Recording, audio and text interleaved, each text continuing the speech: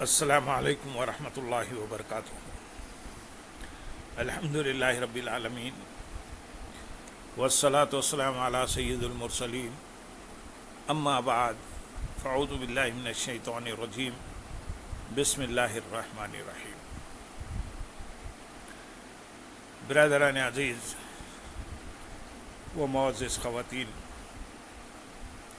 آج کی اس نشست میں عشرہ ذوالحجہ کی عظیم فضیلت و برکات قرآن و احادیث کی روشنی میں بیان کیے جائیں گے۔ عشرہ ذوالحجہ کیا ہے؟ اسلامی سال کا آخری مہینہ ذوالحجہ نہایت بابرکت اور عظمت والا مہینہ ہے۔ اس کے پہلے 10 دنوں کو عشرہ ذوالحجہ کہا جاتا ہے۔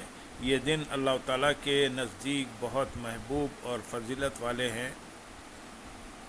ان دنوں میں عبادت، ذکر، توبہ، روزہ، صدقہ، قربانی اور ہر نیک عمل کا اجر کئی گنا بڑھا دیا جاتا ہے۔ قرآن مجید میں عشرہ ذوالحجہ کی فضیلت اللہ تعالیٰ نے قسم ارشاد فرمائی ہے۔ سورۃ الفجر میں اللہ تعالیٰ ارشاد فرماتے، قسم ہے فجر کی اور 10 راتوں کی۔ حضرت عبداللہ بن عباس رضی اللہ تعالیٰ عنہ سمیت جمہور مفسرین فرماتے ہیں کہ 10 راتوں سے مراد ذوالحجہ کے پہلے 10 دن ہیں۔ یہ ان دنوں کی عظمت کی بہت بڑی دلیل ہے کہ اللہ تعالیٰ نے ان کی قسم کھائی۔ مخصوص دنوں میں اللہ تعالیٰ کا ذکر، اللہ تعالیٰ ارشاد فرماتے ہیں سورۃ الحج میں، اور مقررہ دنوں میں اللہ کا نام یاد کریں۔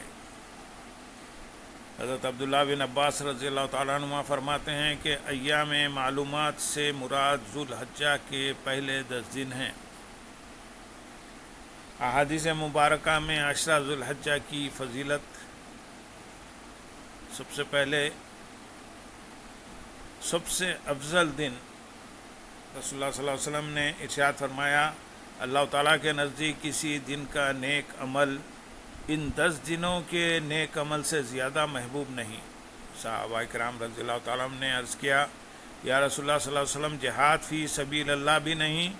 آپ صلی اللہ علیہ وسلم نے فرمایا، جہاد فی سبیل اللہ بھی نہیں، مگر وہ شخص جو اپنی جان اور مال لے کر نکلا اور کچھ واپس نہ لایا۔ اس حدیث کو امام بخاری نے صحیح بخاری میں روایت کیا ہے۔ یہ حدیث عشرہ ذوالحجہ کی عظمت واضح کرتی ہے کہ سال کے کسی بھی دن کا عمل ان دنوں کے عمل کے برابر نہیں۔ ذکر الہی کی فضیلت، رسول اللہ صلی اللہ علیہ وسلم نے ارشاد فرمایا، ان دنوں میں کثرت سے تسبیح، تحلیل، تحمید اور تکبیر پڑھا کرو۔ اس حدیث کو امام احمد نے، مسند احمد نے روایت کیا ہے، یعنی کثرت سے پڑھو۔ سبحان اللہ، الحمد للہ، لا الہ الا اللہ، اللہ اکبر۔ نمبر 3، یوم عرفہ کی عظمت۔ ذوالحجہ کی 9 تاریخ یوم عرفہ بہت عظیم دن ہے۔ رسول اللہ صلی اللہ علیہ وسلم نے ارشاد فرمایا، یوم عرفہ کے روزے کے بارے میں مجھے اللہ تعالیٰ سے امید ہے کہ یہ 1 سال پہلے اور 1 سال بعد کے گناہوں کا کفارہ بن جاتا ہے۔ اس حدیث کو صحیح مسلم نے روایت کیا ہے۔ رسول اللہ صلی اللہ علیہ وسلم نے فرمایا، شیطان کسی دن اتنا ذلیل، خوار اور غصے میں نہیں دیکھا گیا جتنا یوم عرفہ کے دن دیکھا جاتا ہے۔ اس حدیث کو موطا امام مالک نے روایت کیا ہے۔ عشرہ ذوالحجہ کے اہم اعمال: نمبر 1، نمازوں کی پابندی، 5 وقت کی نماز باجماعت ادا کرنا، نوافل پڑھنا اور تہجد کا اہتمام کرنا بہت افضل ہے۔ نمبر 2، قرآن مجید کی تلاوت۔ ان مبارک دنوں میں کثرت سے قرآن پاک کی تلاوت کرنی چاہیے۔ نمبر 3، ذکر و اذکار۔ کثرت سے یہ اذکار پڑھنے چاہیے۔ سبحان اللہ، الحمد للہ، لا الہ الا اللہ واللہ اکبر، استغفر اللہ۔ نمبر 4، روزے رکھنا۔ ذوالحجہ کے پہلے 9 دنوں کے روزے رکھنا باعث اجر و ثواب ہے، خصوصاً 9 ذوالحجہ کا روزہ بہت فضیلت رکھتا ہے۔ نمبر 5، قربانی کرنا۔ 10 ذوالحجہ کو قربانی کرنا حضرت ابراہیم علیہ السلام کی سنت اور عظیم عبادت ہے۔ اللہ تعالیٰ نے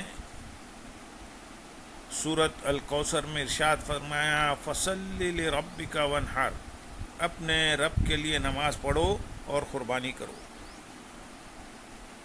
تکبیرات تشریق 9 ذوالحجہ کی فجر سے 13 ذوالحجہ کی عصر تک ہر فرض نماز کے بعد پڑھنا واجب ہے۔ اللہ اکبر، اللہ اکبر، لا الہ الا اللہ واللہ اکبر، اللہ اکبر وللہ الحمد۔ سلف صالحین کا معمول یہ تھا کہ صحابہ اکرام رضی اللہ تعالیٰ عنہ اور تابعین ان دنوں میں عبادت، ذکر، دعا، صدقہ اور تلاوت قرآن میں بہت زیادہ مشغول رہتے تھے۔ یہاں ہم اہم نصیحت کریں گے، یہ دن زندگی کا قیمتی سرمایہ ہیں۔ بہت سے لوگ اگلے 10 ذوالحجہ تک شاید نہ رہیں، یہ اللہ تعالیٰ ہی جانتا ہے کہ کون زندہ رہے گا، تو لوگ اگلا 10 ذوالحجہ نہیں پا سکیں گے۔ لہذا ہمیں چاہیے کہ ان مبارک لمحات کو غفلت، فضولیات اور گناہوں میں ضائع نہ کریں، بلکہ اللہ تعالیٰ کی رضا حاصل کرنے کے لیے کوشش کریں۔